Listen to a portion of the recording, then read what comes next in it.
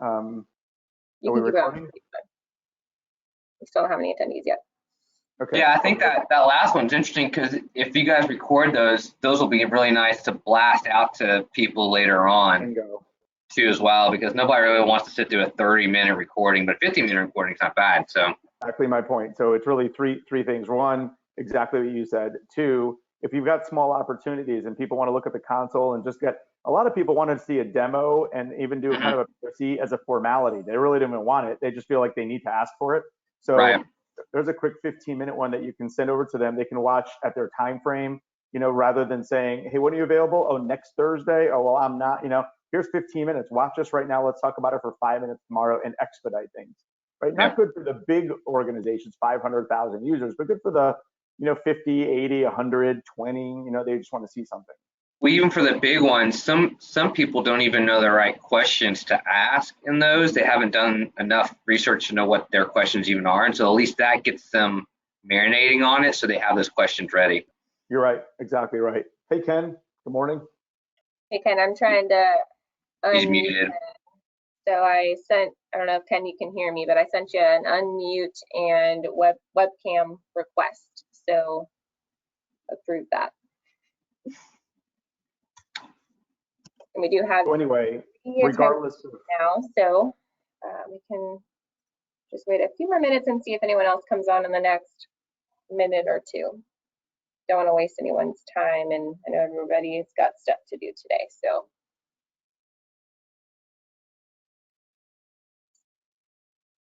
All right. Oh, I did want to put some polls out. Hi, Ken. There's two questions I wanted to ask the audience once some more people come on. One is if anyone has a firewall service, and if anyone has been using, or if anyone of the audience has been working from home. So just to kind of get some information from the audience so we can make sure that anyone can speak to that. If someone does not have a firewall, then Dave, maybe you can tell them some high points of why they really, really need one. Okay. Oh, and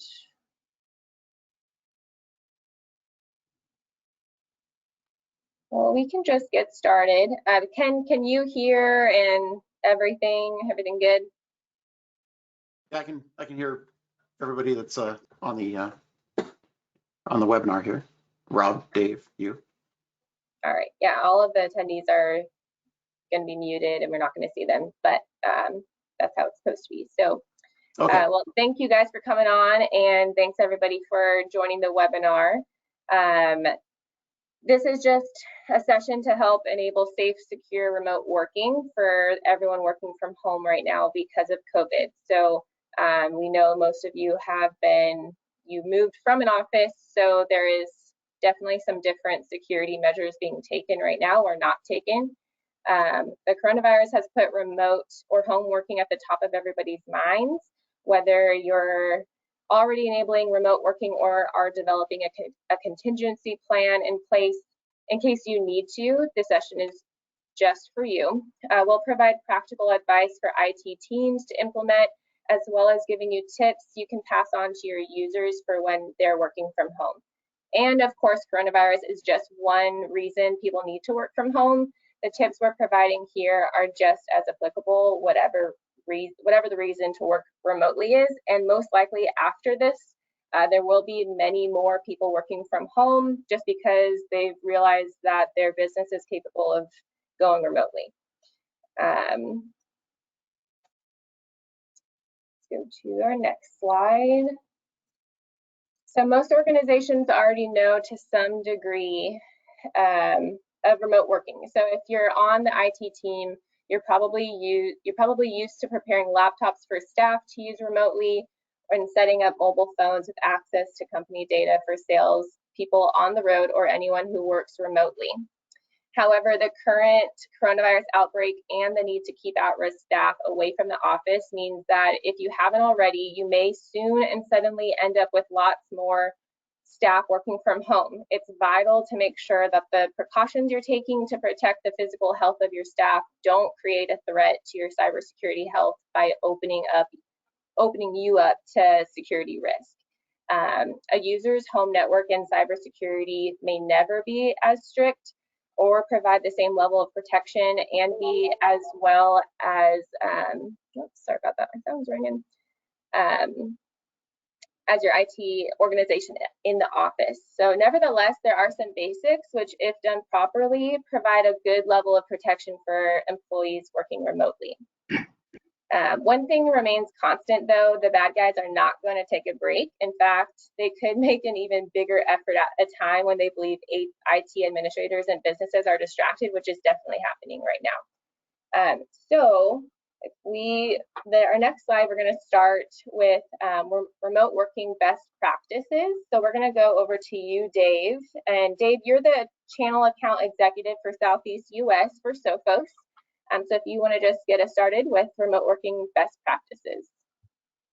Okay, sure. Good morning, everybody. Yes, my name is David Fuchs. I'm out of Atlanta, Georgia, and I'm the account executive. So we'll talk a little bit about some best practices on remote working, something that my team has done for years just because we travel. So if you want to go to the next slide, we're just going to compare a couple scenarios. Really the scenario is if a user is working from home and they have a device, a laptop that they actually use on a regular basis. Well, it's already pre-configured, it's already set and secure. And so they really just have to go home, connect it to their normal wireless that they have at home or plugged in Wi-Fi, and it's as if they're still in the same office. Amber, I think you can go to the very next slide if you can. One more? Oh, sorry about that. That's okay. That's exactly what I want to look for, right? So that's my laptop right there, and I just go home, I connect to the wireless, and I'm all set. I'm ready to go. That's the ideal situation. There's a lot of people now that don't have that situation, right? They don't have a laptop that they can bring home. They're forced to use their laptop or their desktop already at home. It's likely a shared device with other people in the family. So now what are they going to do? Or perhaps they have a new laptop that they have to put together. So in this scenario, it's a little bit different. How are we going to get that home user to pay attention to things they need to do to keep secure, to make sure that they don't have to rely on IT physically or remotely, but they can access their email, some of their internal, ERP or Salesforce or whatever it is. So in this situation, it's really important that we enable the user to do things as easily as possible to stay secure, right? And that's if they buy a new laptop, can they configure it themselves? If they are able to configure it themselves, are they successfully able to authenticate into email, into Salesforce without creating a ticket, without using IT's help? And then lastly, can they install their own products? Can they install Microsoft? Can they download new web browsers that's approved versus the ones that are blacklisted, different security products? Can they configure it correctly? So looking for the right solution that enables them to do this, or working with the right team that helps them do this, get up and running quickly and correctly so they can focus on their actual job, that's going to be really important in making sure that they can work from home or remotely, wherever they are successfully. Okay, I'm working from home. Back to you, Amber. Rob, we're going to go over to you for ensuring devices and systems are fully protected. And Rob is our CEO for Computer Systems Plus, and we have been around for 36 years, just in case anybody does not know, and we're not going anywhere. So this is Rob Glass. And I haven't been CEO for 36 years, so just in case anybody's wondering on that one. Clearly. So we're going to, ensuring devices and systems are fully protected. As Dave mentioned, getting end users to easily be able to use their devices and get them deployed and ready is a great dream, but we also have to take the precautions of do those devices stay fully protected as they move forward. Amber, if you'll just move to the next slide. So it's kind of a going back to first grade for IT type scenario in that, looking at every end user's device, whether it's a mobile, desktop, In the day and age, even IoT is used for work and sort of things, to make sure every device is secure.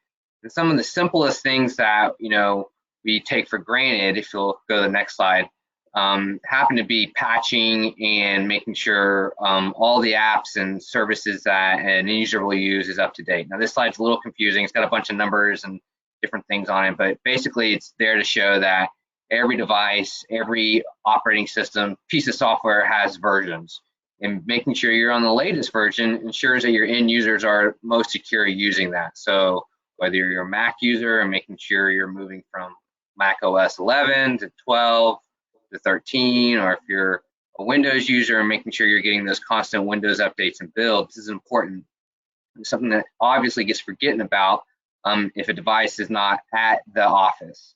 It's probably the most basic, simplest thing that can be done to make sure you take care of, protecting your end users. So today it's really easy. For the most part, it's just rebooting. Reminding your staff, or if you're a sole proprietor yourself, in some cases, hey, I need a reboot. I need to say yes to that update in Evernote, or I need to, when Chrome gives me that little notification that there's an update, open and close, take a few minutes to reboot and do those things. Can go a long ways in helping security and keeping yourself and your end user secure.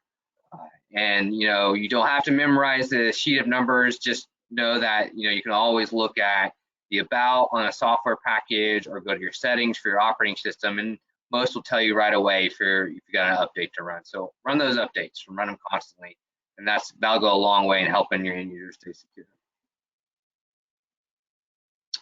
Next slide is a scary bear of IT.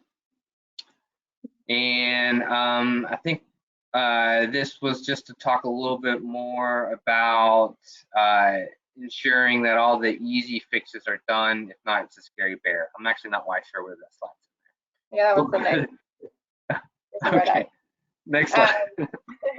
Dave, we'll jump back over to you for encrypting devices wherever possible. Okay, perfect. I appreciate that. I'll do a great job of integrating that awesome bear that 36 years as CEO, he couldn't figure out the bear. Bear, yeah. The bear.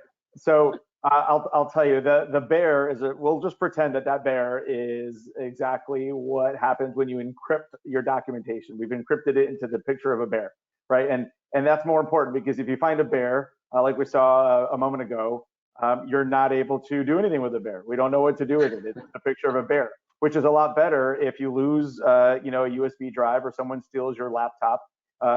They've successfully stolen a picture of a bear.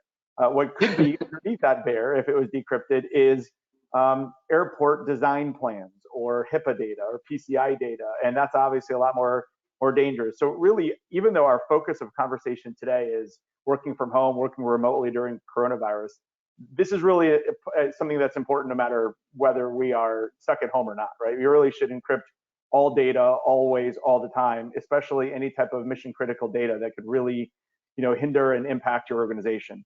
A lot of the major operating systems now, like Microsoft and Mac, have native disk encryption built into the OS. So like BitLocker and File Vault. And so leveraging those already is a good idea. The key component, and this is really where Computer Systems Plus and Sophos comes in, is having a management tool to manage all of those encrypted laptops, right? That gets a little bit more tricky, even if you have just 10 laptops, or if you have 1,000 laptops.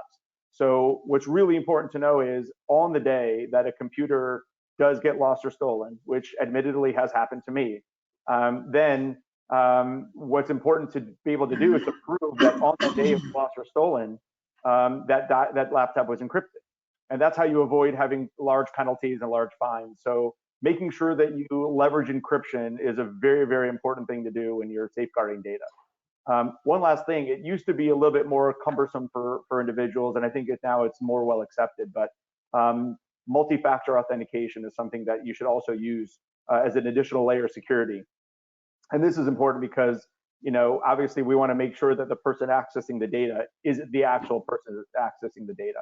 And if any of you have actually logged into a credit card account, you're probably are used to receiving by now a 6 or 7 digit PIN If you have problems with that, let me know what your credit card number is and what your PIN is, and I'll do it for you. No, clearly don't do that, right? Because that's a test to make sure you're actually listening and paying attention to encryption. But encryption is something that you really should do. It's been around for quite a long time. I always hide mine in the picture of a bear. Okay, and I think I don't even know what the next picture was supposed to be. Well, sorry about that. It was just talking about basically everything you did, just being at home and encrypting stuff at home. Yeah, exactly. No matter, and there's cars there too to show you that really, if you're on the road, no matter where, forest, bears, or in the city, doesn't matter. Clouds in the sky. Yeah, definitely would have to encrypt their Perfect. Tesla. Okay, perfect. And I think we're going back to, who are we going to now? We're going over to Ken, who is yours at Sophos Senior Sales Engineer. So Ken, take it away. Sure. So the next tip is about creating a secure connection back to the office, and basically making sure that all of the communication that takes place between the corporate entity and the end user is encrypted, is secured, all right?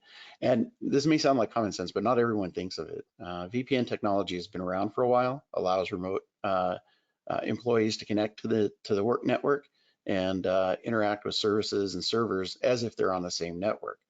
The two primary benefits, first, is that it's more of a user-friendly environment, right?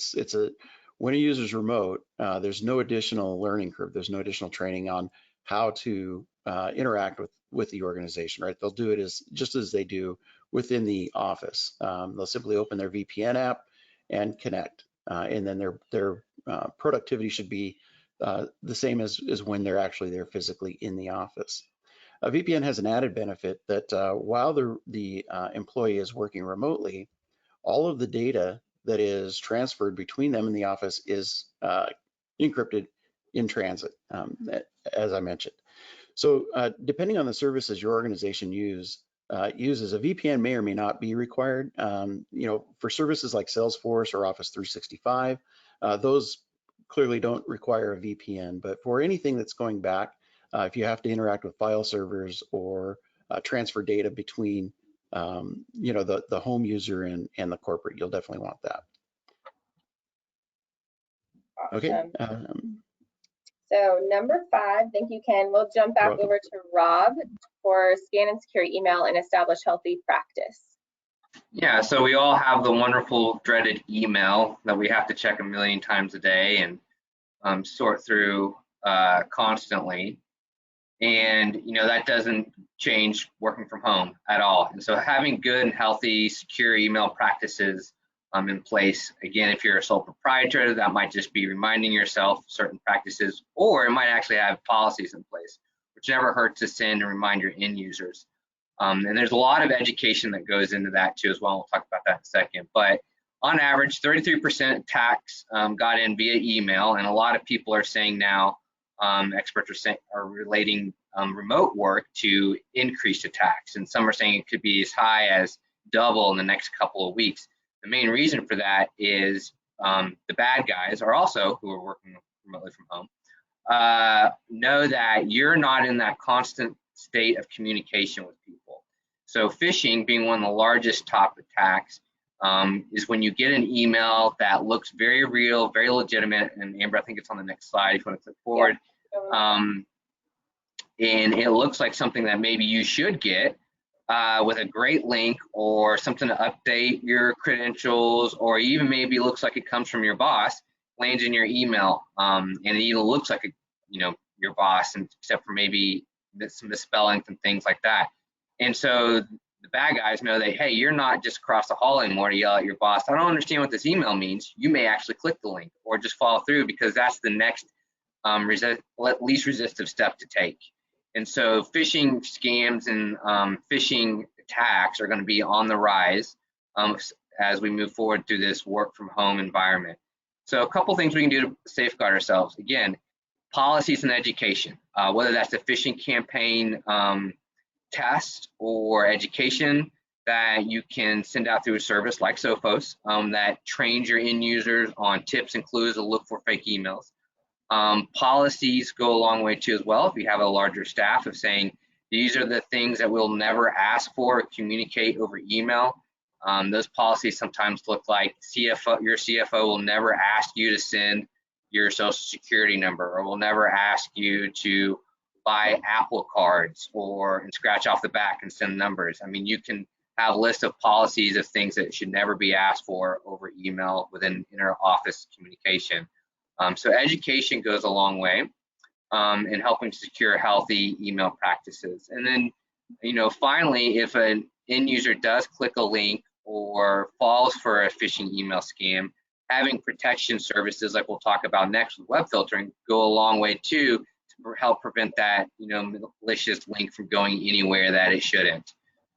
So I guess we're moving on to somebody else to talk about web filtering now. Yep, we're going to jump over to Dave again for enabling web filtering. Perfect. So web filtering, I think we can jump right to the next slide right away. And there it is, right? So we've got a couple of examples there, just a couple little icons. And really what that symbolizes is our vast number of websites that we can visit, whether we're at work or for home. And we all should or probably do have some limitations as to what we can do, what websites we can do while at work. And often, a lot of times when we're going to a website, that website is being verified by our firewall, actually at our office, at our location. And it's got some rules in place that allows us to bring back certain things and certain websites and not visit or spend a lot of time on other websites. Well, now that we're from home, we're working from home, most of us don't have a firewall at home. And we probably don't have very many rules. And you're more concerned with your children going to websites that perhaps they shouldn't go to. And inadvertently, you might find yourself, roaming the internet and looking for the end of it and going to all kinds of different websites that you also might not want to visit, or the company that you work for doesn't want you to visit. So having some web filtering, even in your endpoint security, and making sure that you have some limitations as what you can do, has a couple benefits. One, still, even though you're working from home, your corporation, your employer, can see what you're doing. Or if you're a corporation, you can see what your employee is doing. So complying with some of the rules are still very important. The other things is you might end up on some sort of risky website that will keep your laptop or desktop now very vulnerable to ransomware and different types of attacks. So even though you're not behind a firewall, it's important to have some web filtering policies in place and some discretion to be going to some websites and not going to others. And that's really the general idea of web filtering. Okay, Rob. All right, we're going to jump over to Ken for managing the use of removable storage and other peripherals. And Amber, I'll jump in real quick. I think that we do have a chat box. I know there's a lot of information for folks. If they have questions, we may have some time at the end. Yes. Definitely throw those in. I've lost track of where we are with all these options, and so they might have also forgotten a question, but throw those in the chat box, and we're going to go over those at the end, I imagine. So. Yep, anyone just put in your questions and we will go over them at the end. Sorry to interrupt. Oh no, go for it. Sure, so another key point is to manage the use of removable storage and peripherals on those devices. Next slide. So USBs and external devices are still a significant security risk. And in a recent security survey, we surveyed over 3,100 IT managers in 12 countries. USBs and external devices were the vector by which 14% of attacks got into their organization. When an employee is working from home, there's a higher chance that they will catch a wide variety of devices, will attach a wide variety of devices to the company laptop. A simple example is plugging in your home student's USB. Most employees won't even consider this a security risk, and it's potentially not. However, complacency is what will eventually lead to a breach. Remember, when any workplace restrictions are over, those laptops will eventually come back to the office and be on the network potentially. If you'd like to manage this risk, implement device control within your endpoint protection policies to control USB and external devices. Next slide. And kind of in conjunction with that is we're looking at controlling mobile devices as well. And with the increase of home working, right, far more people are using their personal mobile devices for work. And you need to protect those against malware and manage them in the event of theft or loss. Starting with malware, 10% of threats are discovered on a mobile device. Deploying anti-malware protection on mobile devices is a great step in stopping these threats. Taking it further, IT administrators can also restrict the applications that can be installed on the device, and even restrict the mobile device to only download applications for recognized and approved from recognized and approved app stores. This additional step gives both the user and the IT administrator a higher level of confidence that only valid and appropriate applications are installed and used on these mobile devices. As we've seen with people out of the office, there may be greater potential for the device to be lost or stolen. And mobile device management allows you to remotely lock, wipe, or locate the device. Even though you physically lost the device, if it is locked or wiped, then it's not useful to whoever stole it. So a unified endpoint management solution is the key here, enabling you to secure and manage your corporate devices remotely. Next slide. We're going to jump back over to you, Rob, for make sure people have a way to report security issues. Yeah, so this is real important. And Amber, you can go ahead and move to the next slide. So Computers Plus, we take care of thousands of endpoints and end users with a really well qualified team. And I hear a couple of things over and over and over again. One, from our team, I hear, well, I wish the other users would have let us know they were also having a problem, because we would have attacked the issue in a different manner. You know, thinking about a team now that's also in each individual homes, that communication becomes even more important. And having a clear and precise way for your team to communicate issues, it becomes even more important. So, and not only security issues, you know, a lot of times we think about issues as being a security issues, and it's more than that, but we'll start with security issues. So what we have seen as important is having teams that have like a special email address, or if they're all communicating on Teams, having a special team group that they can dump in even the smallest of issue or even the smallest of detail that they think might be a security concern. Because at the end of the day, you really don't want to rely on your team to make the decision on, oh, is this important security concern? You just want people to be able to communicate anything, an icon changing color, or the background of their laptop looking different all of a sudden, or something, anything that they may think may be an issue. You need to have a clear way for your teams to dump that into. And then on top of that, any IT issues, because sometimes people think, well, this is just an IT issue, this isn't a security issue, I'll wait later and tell my IT team about this. And that's a big red flag, because you know, the moment IT can jump on an issue, the least amount of time that an attacker or, you know, a malware application has time to run. The sooner the better that they can jump on those issues, they can get them resolved before there's any data leakage or any other further damage is done. So, I mean, having a clear path, whether it's an email, a Teams group, or even a phone number to call for your team, to be able to alert your IT staff of issues and security concerns, and letting people know that they should report it no matter what, no matter, you know, how small or how big, to that team goes a long way. Because a lot of times we think, oh, well, Susie's probably seeing this and she always calls in first, so I'll just assume that this end user coworker has called it in. Don't let assumptions like that ride. The sooner IT can jump on issues, the better. So have a clear, communicative way for people to communicate. It goes a long way for your security.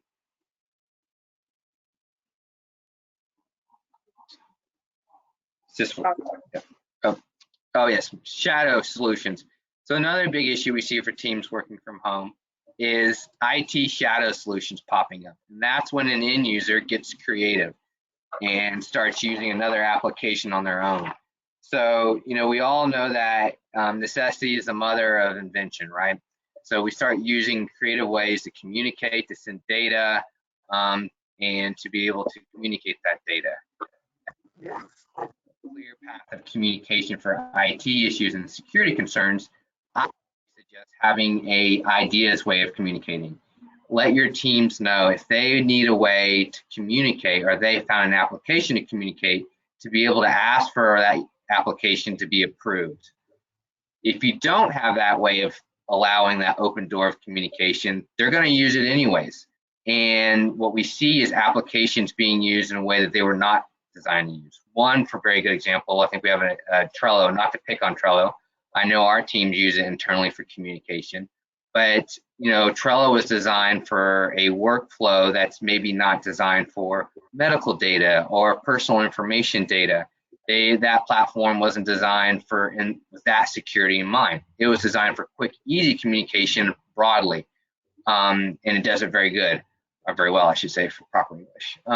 And so, having clear policies in place on what applications should be used for what, having clear policies and ways to communicate for requests for new applications are very helpful, because again, the end users are going to start using stuff whether they need to or not. So having them the ability to ask requests for that.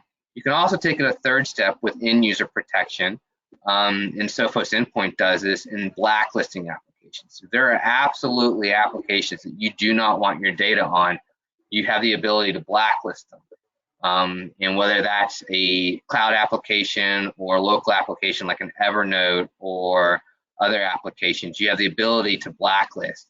If you know that application has been tried to use and it's very easy for your end users to use over and over again, you can also blacklist applications.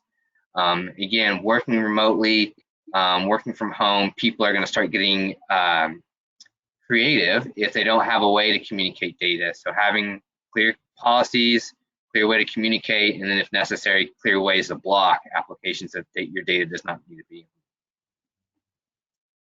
Ellie. Let's see. You were pretty much already talking about the best practices for users working remotely. Do you want to add anything else?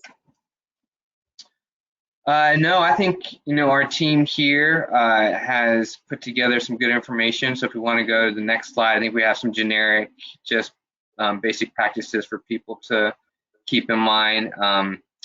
Dave mentioned two-factor. There's also change your default passwords on everything. Home phone, home routers, that Alexa device that you've got hooked up to your home may come with a default app, the IoT type things. Pick strong passwords. Update all your devices. Again, these are just tips that we are communicating to our clients that go back to first grade for IT. They're very easy to overlook. But if you build this list, you could send this list also to your, home users as well. Disabling WPS, ensure that no one's watching you when you're typing your credentials. Sounds pretty scary, but that third grader looking over your shoulder is watching what you are doing, and they may try to type that password again into something else. Not maliciously. I hope there's no malicious third and fourth graders out there, but the reality is they're curious. If you leave your desktop open, they're going to try to type what you've done as well. But I think that also a little bit, we are in phase 1, but when phase 2 for most areas open up, we may be working remotely from coffee shops again or from other public spaces. So making sure that people aren't watching you what you do when you are in those public spaces. In summary, here are some overall tips for everybody to just take away. And if you want to make a note, please take a screenshot of this or whatever you'd like to do with it. But these are really good practices just to implement into your everyday life. And most of us who are not the technical side don't really think about this stuff unless someone tells us. So this is a really awesome list, and I encourage everybody listening to take a screenshot of it. Let's go over to our free resources from Sophos. Dave, why don't you give us just an overall summary and give us just an overview of your free resources from Sophos? Sure. Absolutely. Yeah, we all love free. So let's just talk about some free stuff on Friday, free things on Friday. So on the left there, right, Sophos Home. So if you ever go to the store like Staples or OfficeMax or Amazon and look for to buy Sophos for home, you're not going to find it because we don't sell it. It's completely free. And so you can just go to sophos.com and click on home, and you'll see that you'll get all of the protection that we offer for up to 3 devices for home use at no cost at all. bleeding that over to the Intercept X for mobile. Intercept X is obviously very important. It has a lot of the different things we talked about today integrated into the product.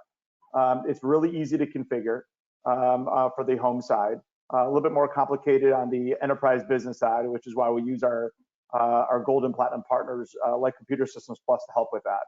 And then the anti-phishing toolkit. So we talked about phishing. Phishing is a very, very popular scheme for hackers to try to get you to click on things you shouldn't click on. And nobody wants to admit that they've done it. If you do it, you may not even know that you did it, and now you've left a giant vulnerability in there. So having some phishing resources and putting some phishing protection in place, also available in Sophos Home. So there's a website there at the bottom, of course, sophos.com/phishing for more information on that as well. You can get to all of that from sophos.com/home.